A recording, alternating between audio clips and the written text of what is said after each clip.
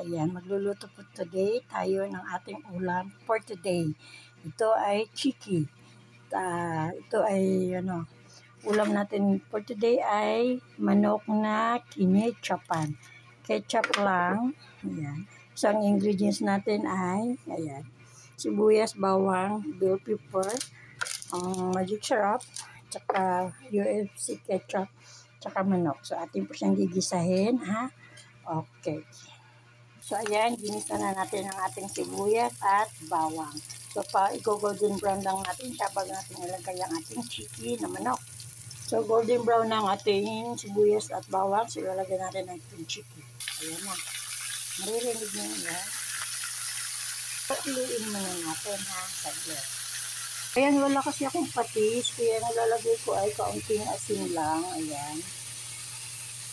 Tapos, tatakpan lang natin siya, ha?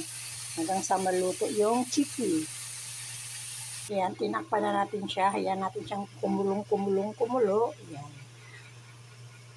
Ayan, luto na siya. Lagay ko na yung bell pepper. Okay. Lalagyan na natin ang ating tamis-anghang ketchup. Ayan. Ayan.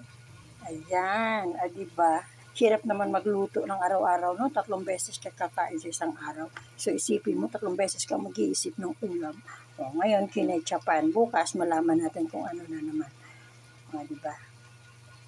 Ayan. Diba, ang ganda ng kulay. Ayan, tatakpan po natin siya at pakuluin ulit ng pakuluin para pumasok at sumipsip yung lasa, diba? Mamaya titimplahan na natin siya ng paminta at saka kaunting magic o ano pang pampalasa. Ito na po ang ating paminta. Ayan. Sa dali ko po ito nabili. Ang sarap po nito, talagang maanghang.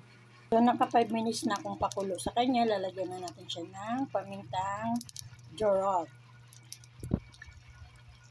Masarap na siya pero kunting magic lang. Kunti lang. Ayan, nahalo na natin siya. Tatakpan na natin siya ulit, no? Para lalo pa siyang sumarap. Umaamoy niyo po ang bango. Try niyo po sa inyong bahay, sa inyong kusina, sa inyong pamilya. Kinetchupan na manok. O, diba? Mag-isip-isip lang talaga tayo ng ulam everyday. O, ikaw na, mami. So, ayan, patapos na ang ating ulam. Luto na siya. Ayan. Ang sarap. Oh, ayan ang bango. Kumaamin niya ang bango. Ayan, kinetchupan na manok. Okay, see you next video. See you next recipe.